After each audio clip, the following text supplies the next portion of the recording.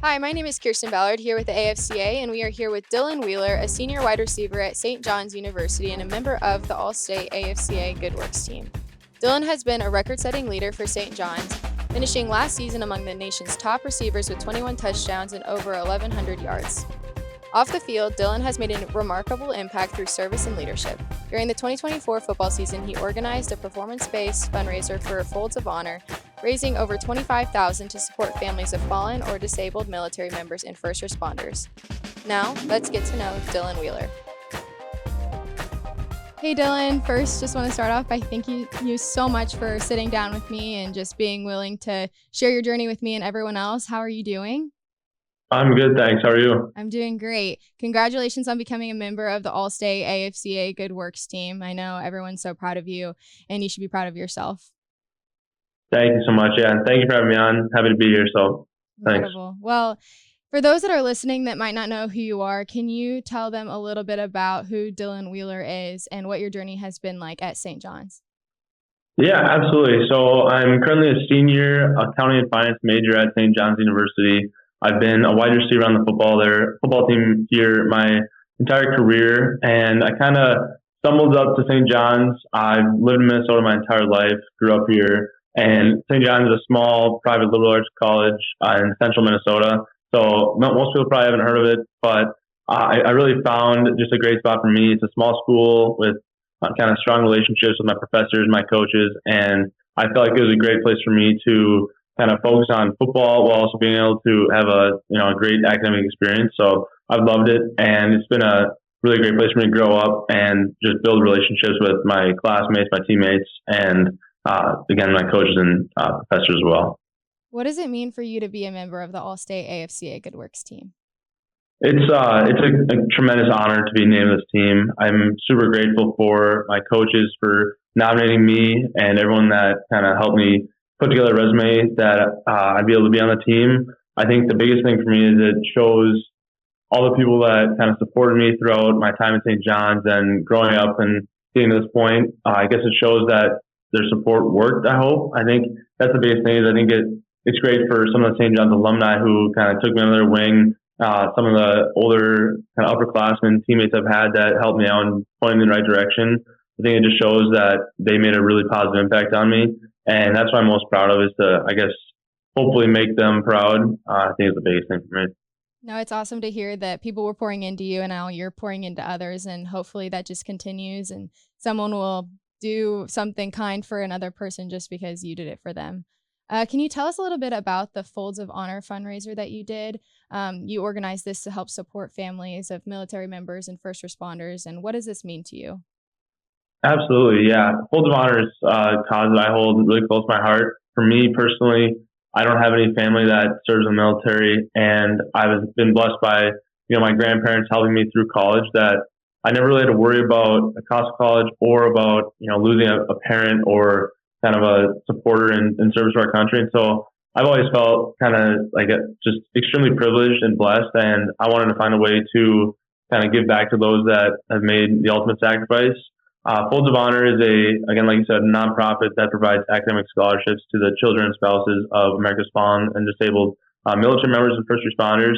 And I got involved with the cause through my brother. His company was doing a fundraiser for it, and there's about 32 chapters across the United States, and the founder of the Minnesota chapter is actually a St. John's alumni. So I was able to get connected with him as well, and it really just gave me all the tools I needed to raise some support. And I ended up doing a fundraiser last football season throughout the year, and it turned out really well. There's a lot of support, which I was super grateful for. Doing the fundraiser again this year and hoping to have even more support. I included some of my teammates. So it's super important to me. I think from where I'm at right now, it's probably the most important thing I can do at St. John's that I've left. And I don't have a ton of time here left, but I'm really hoping to kind of leave it as something that continues after I'm gone. And it's the most important thing to me right now. So No, I'm thank sure you. that you're going to be leaving a huge legacy, and it's really encouraging to hear that, especially hearing how special it is, all the connections that were brought in from it, with that, whether that was your family, your teammates, or just alumni, they were able to help you make a huge impact. And I know that they'll probably want to continue it as well. You've also been heavily involved with St. John's Student Athlete Advisory Committee. You served as their president. Can you tell us about how that experience shaped your leadership and how it changed your perspective on what being a student athlete is? Yeah, absolutely. I was invited to join our student athlete advisory committee my freshman year. Towards the end, we have a few athletes from all of our sports teams on the committee, and our head athletic trainer, he kind of oversees it. So it's a great group of guys. We get together about once a month, kind of talk through all of our committees. We have my freshman year and sophomore, I served on the Kids Fighting Hunger committee, where we raise money throughout the year, and we do a packing event in May, and it's kind of similar to Feed My Starving Children, if you've heard of that, where we bring everyone together. We have rice, soy, vegetables, protein, or vitamins, and kind of bring everyone together. Big packing event. We try to pack as many meals as we can. I think they're able to kind of do a lot of meals with just kind of smaller bags. So that's been really fun. Started involved with that, and then after that, I moved into kind of the chair of the diversity and inclusion board on campus. St. John's is a pretty concentrated demographic. We have most of the students here are white, and it's kind of important to make sure everyone feels included. We do have a few international students from the Bahamas or from places in Asia, and so it's really important that we make sure everyone feels included and seen on campus, and especially as student athletes where we're more visible. I think that was really important. So we made some wristbands last year, just kind of showing that inclusion, showing that kind of togetherness. And then this year I'm serving as the president, where I kind of oversee all of our committees. We have it's kind of a communities committee where we're doing a movie night on the football field. We have the athlete to athlete, which kind of promotes like sexual assault awareness and things like that. Again, like I said, Kids Fight Hunger, diversity, inclusion, and a couple other ones that are all just focused on bringing students together and allowing student athletes to use their kind of visibility and leadership on campus for good causes. And it's been an amazing, experience being part of SAAC, and I'm excited to hopefully, leave it in good hands after I'm done. Out of all the service experiences that you've been a part of, from your fundraiser to international mission trips that you've been on, is there a moment or a story that you could tell us that stands out as to why this service is so meaningful to you? Yeah, absolutely. I think for me, my sophomore spring, I took part in a service immersion trip to the Bahamas with 10 other St. John's students, led by our campus chaplain, Father Nick. And that was just a really cool experience. Father Nick was someone I wanted to get closer to, just to grow in my faith. And I thought he was such a great guy, someone I wanted to learn from and see how he is outside of our church. And I really got to know a bunch of students that I hadn't known well at all. I was with one other football guy who I was friends with, or a teammate, and then 9 guys I didn't know very well. And it was a great experience to kind of get out of my comfort zone, go down there over spring break. And the thing that struck me most, we did a few things. We built picnic tables for an elementary school down there and helped clean up some of their hallways and things like that. And we did a day of yard work for a convent of sisters down there. To me, the most impactful thing was we spent a couple of days playing bocce ball with the Special Olympics group down there. And I've had so many just amazing experiences playing football for St. John's, where we have 10,000, sometimes 14,000 fans at games. And it's easy to get all hyped up for games like that, where there's a bunch of fans and it's a big game.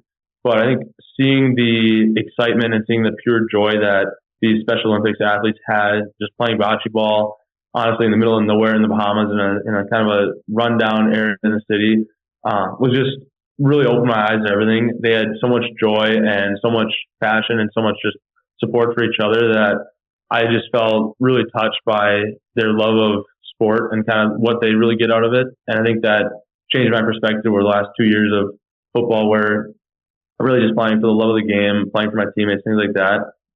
That's an experience that I'll be grateful for forever. Just seeing again, like I said, the pure joy that, athletes who have disabilities, who have like a lot of hardship throughout their lives and struggles, and just seeing how they interact with each other, playing a game as simple as bocce ball with no one watching or no fans. And that was probably an experience that I'll never forget.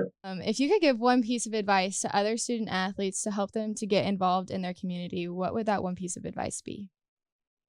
Yeah, I think the biggest thing is just putting yourself out there.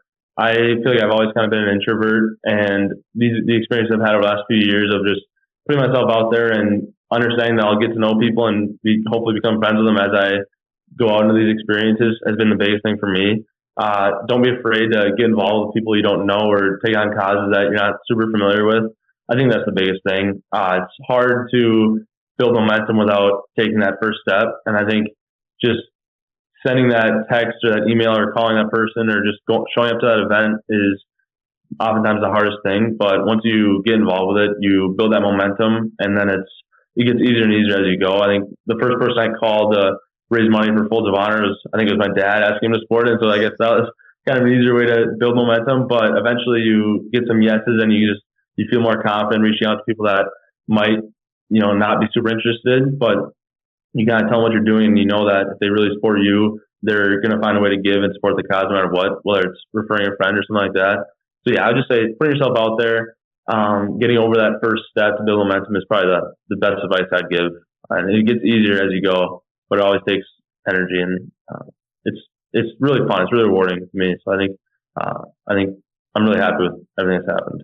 Awesome. Well, Dylan, I think that you're a perfect example of just giving yourself opportunities to give back and serve others and touch their hearts and make an impact on their lives just as much as they're making an impact on yours. And so I hope that everyone listening will be able to take away something from this and just get started, like you said, and take that first step. So thank you so much for sharing your story today. Absolutely. Thank you so much for having me on, and I really appreciate it. Of course. Well, good luck with the rest of your season, and we look forward to just hearing about the rest of the things that you end up doing. Thank you so much. For those listening, thank you for taking the time to tune in. Be sure to stay connected as we share more conversations with members of the Allstate AFCA Good Works team.